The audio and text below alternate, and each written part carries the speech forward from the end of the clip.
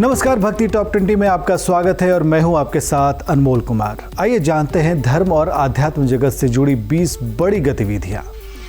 आज से अयोध्या उत्तर प्रदेश में आनंद लीजिए दिव्य गीता सत्संग का। 26 मार्च तक चलने वाले सत्संग में परम पूज्य गीता मनीषी स्वामी श्री ज्ञानानंद जी महाराज लोगों को गीता के उपदेशों का सार तत्व समझाने का करेंगे प्रयास। आप दोपहर 4 बजे से सत्संग चैनल पर इसका सीधा प्रसारण देख सकते हैं। बिहार में बेगूसराय जिले के लखनपुर गांव में भगवान भोलेनाथ के भव्य मंदिर का निर्माण किया गया है। मंदिर में शिवलिंग की प्राण प्रतिष्ठा भी की गई। इस मौके पर बड़ी संख्या में गणमान्य लोगों के साथ ग्रामीण भी उपस्थित रहे।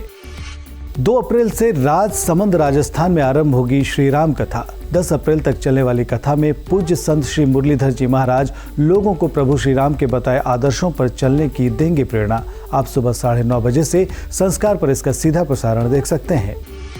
1 अप्रैल को श्रीहरि सत्संग समिति के तत्वावधान में कोलकाता पश्चिम बंगाल में एक शाम संस्कारों के नाम कार्यक्रम का आयोजन किया जाएगा।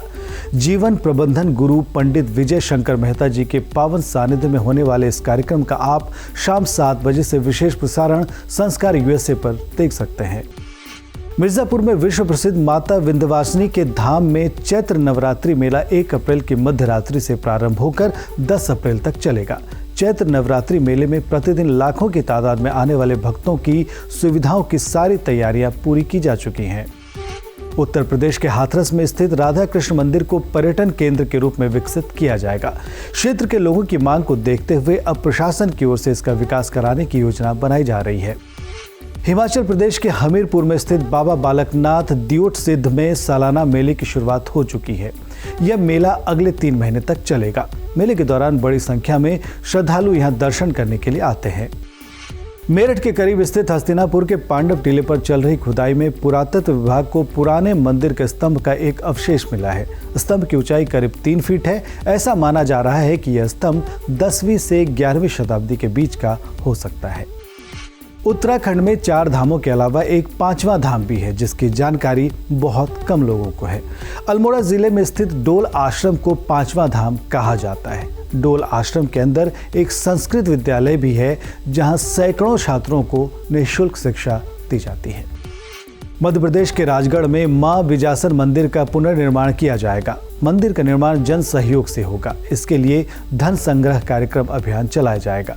इससे पर्यटन क्षेत्र को बढ़ावा मिलेगा और स्थानीय रोजगार भी बढ़ेंगे। भगवान शिव के 12 ज्योतिर्लिंगों में से एक गुजरात के सोमनाथ मंदिर में भी अब गीता प्रेस की किताबें बिकेंगी।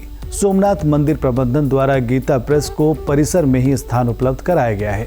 यहाँ हिंदी के अलावा अन्य भाषाओं में भी धार्मिक किताबें मिलेंगी। वृंदावन के श्री बांके बिहारी मंदिर में दर्शन का समय बदल गया है। अब यहाँ पर ग्रीष्म ऋतु के अनुसार ठाकुर जी की वंदना और भोग चढ़ाए जाएंगे। मंदिर के कपाट सुबह 7:45 पर खुल जाएंगे और रात में 9:25 पर शयन भोग आरती होगी। श्री काशी विश्वनाथ धाम में गंगाचोर पर 2 मंजिला मुमुक्षु भवन बनकर तैयार हो चुका है। इसमें मोक्ष कामना वाले 36 बुजुर्गों के रहने की व्यवस्था होगी। इसके लिए मेडिकल बेड लगाए गए हैं। उत्तर प्रदेश के महोबा जनपद में स्थित गोरखगिरी पर्वत को सजाया जा रहा है। जनपद महोबा में पर्यटन को बढ़ावा देने के लिए गोरखगिरी पर्वत की चट्टानों पर रंग बिरंगी कलाकृतियां बनाई जा रही हैं। कश्मीर में नए पर्यटन सीजन की शुरुआत के साथ ही एशिया के सबसे बड़े ट्यूलिप गार्डन को जनता के लिए खोल दिया गया है। ट्यूलिप गार्डन में इस साल 60 किस्मों के फूलों के पौधे लगाए गए हैं। उत्तराखंड के बागेश्वर जिले में खूबसूरत मजुआ टॉप को पर्यटन से जोड़ने के लिए कवायद शुरू हो गई है। यहाँ पर ध्यान योग आदि गतिविधियों के लिए 5 गुफाएं बनाई जा रही हैं। बिहार के पूर्वी चंपारण जिले में विश्व का सबसे ऊंचा विराट रामायण मंदिर का निर्माण किया जाएगा। इस मंदिर के लिए जमीन का अधिग्रहण किया जा चुका है और निर्माण कार्य अगले महीने से शुरू होने की उम्मीद है। लखनऊ रायबरेली राष्ट्रीय राजमार्ग पर स्थित हनुमान मंदिर करीब 90 साल पुराना है। मंदिर की इतनी ज्यादा मान्यता है कि इस रास्ते से गुजरने वाले VIP और आम लोग यहाँ बिना दर्शन किए आगे नहीं जाते हैं। बद्रीनाथ धाम के कपाट 8 मई को खोले जाएंगे। यहाँ मंदिर में 6 माह तक अभिषेक पूजा के लिए तिलों से तेल निकालने की तारीख 22 अप्रैल निश्चित की गई है। इसके बाद भगवान बद्री विशाल का तेल कलश गारू घड़ा राज दरबार से रवाना किया जाएगा। माता वैष्णो देवी के दर्शन को हर रोज बड़ी संख्या में श्रद्धालु आते हैं। यहाँ भीड़ को नियंत्रित करने के लिए अब तिरुपति बालाजी मंदिर की तर्ज पर व्यवस्था की जाएगी। हालांकि श्री माता वैष्णो देवी श्राइन बोर्ड का पुनर्गठन भी 3 सालों के लिए किया गया है। तो ये थी धर्म और आध्यात्म जगत से जुड़ी हुई गतिविधियां। लेटेस्ट अपडेट को जानने के लिए आप हमें फेसबुक पर लाइक कर सकते हैं, ट्विटर पर फॉलो कर सकते हैं और यूट्यूब चैनल को सब्सक्राइब कर सकते हैं।